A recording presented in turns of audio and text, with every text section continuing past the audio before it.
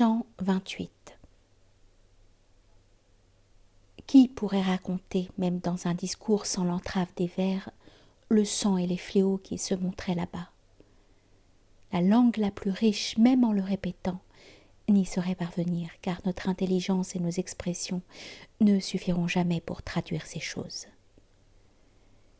Et si quelqu'un pouvait réunir tout ce monde, qui sur le sol heureux des Pouilles d'autrefois avait perdu la vie en luttant contre Rome, ou dans le grand combat à la suite duquel fut ramassé d'anneaux cet abondant butin dont parle Tite-Live, écrivain véridique, et même en ajoutant ceux qui furent tués pour s'être soulevés contre Robert Guiscard, et ceux dont si souvent on retrouve les os au champ de Capérane, où les gens de la Pouille se sont conduits en traîtres, et à Tagliacozzo, le bonhomme alard avait vaincu sans armes, afin qu'ils montrent tous leurs moignons et leurs plaies, cela ne sera pas assez pour égaler le spectacle inhumain du 9e giron.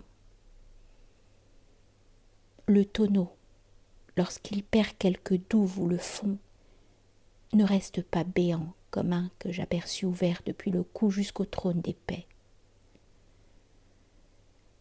Entre ses deux genoux pendillaient ses boyaux, les entrailles à l'air, avec le sac fétide qui prend nos aliments pour les merdifier. Je tenais mon regard rivé sur cette horreur. Il ouvrit, mais en vue de ses mains, sa poitrine, et dit « Regarde donc comme je me déchire. Vois quel triste état est réduit Mahomet. Celui qui va devant en pleurant, c'est Ali, le visage béant du toupet au menton. Tous les autres esprits que tu peux voir ici dans la vie ont été des semeurs de scandales et de schismes. Et voilà ce qui les fend ainsi. Un diable qui se tient là-dedans nous accoutre de si triste façon, en nous faisant passer tous ceux de notre troupe au fil de son épée lorsqu'on a fait le tour du chemin de douleur, car nos blessures sont à chaque coup guéries aussitôt qu'il nous faut retourner devant lui. Mais toi, qui donc es-tu? Qui lambine là-haut, sans doute dans le but de retarder la peine qu'on a dû t'infliger sur ta confession? Pour celui-ci, la mort n'est pas encore venue, dit mon maître.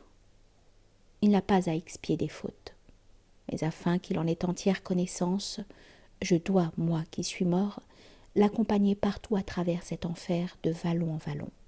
Et ce que je t'en dis est pure vérité. En entendant ces mots, plus de 100 de ces ombres s'arrêtèrent au fond du fossé pour me voir, si surpris qu'on eût dit qu'ils oubliaient leur peine. Puisqu'il en est ainsi, dit à frère Dolcin, toi qui verras bientôt sourire le soleil, s'il ne veut pas grossir trop vite notre rang, qu'il prenne en quantité des vivres, car la neige pourrait seule donner la victoire à Novare, qui peinerait en vain pour l'avoir autrement. Ensuite, après avoir prononcé ces paroles qu'il dit au pied levé sur le point de partir, Mahomet repartit et s'éloigna de nous. Un autre, qui venait avec la gorge ouverte et dont le nez coupé saignait jusqu'aux sourcils, pendant qu'il ne gardait qu'une oreille des deux, venait de s'arrêter devant nous parmi d'autres pour nous voir.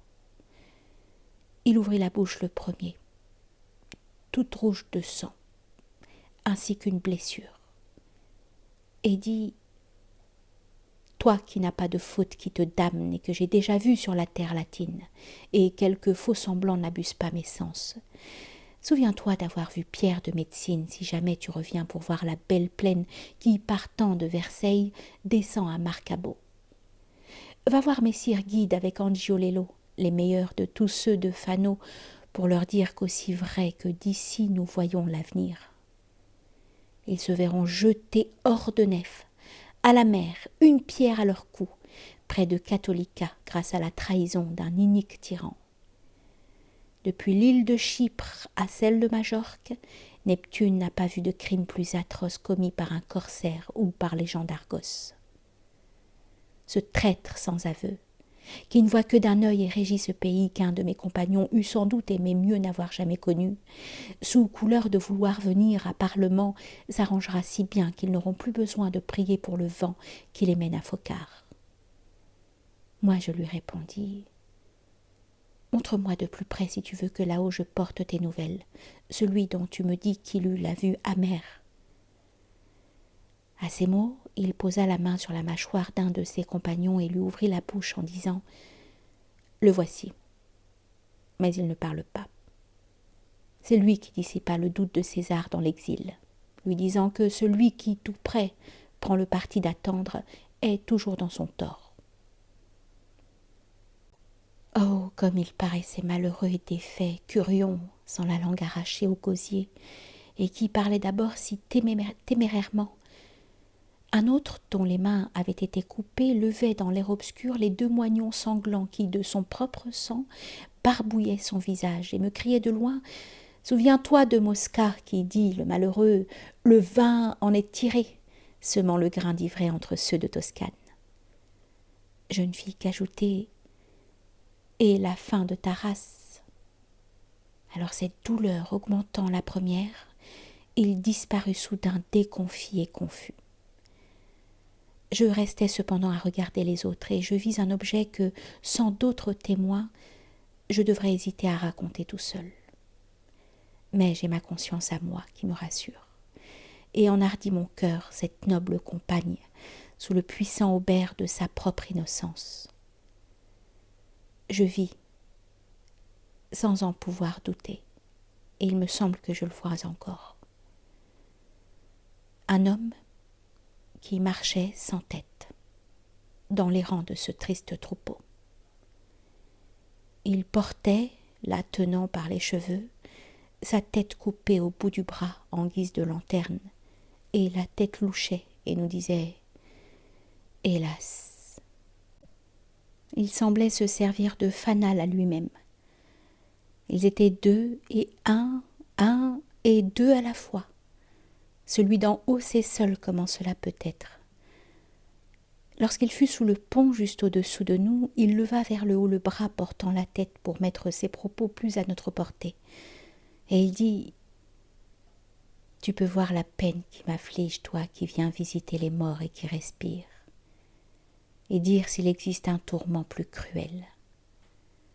Et si jamais tu veux dire au monde mon nom, tu sauras que je suis Bertrand de Born, qui fut le mauvais conseiller de mon trop jeune roi. J'ai fait des ennemis du père et de son fils, tout comme Achitophel, dont les pointes perfides soulevaient Absalom contre David son père. Pour avoir séparé 2 êtres si liés, je porte, hélas, ainsi mon cerveau séparé du principe vital qui siège dans ce tronc, afin de m'appliquer la loi du talion.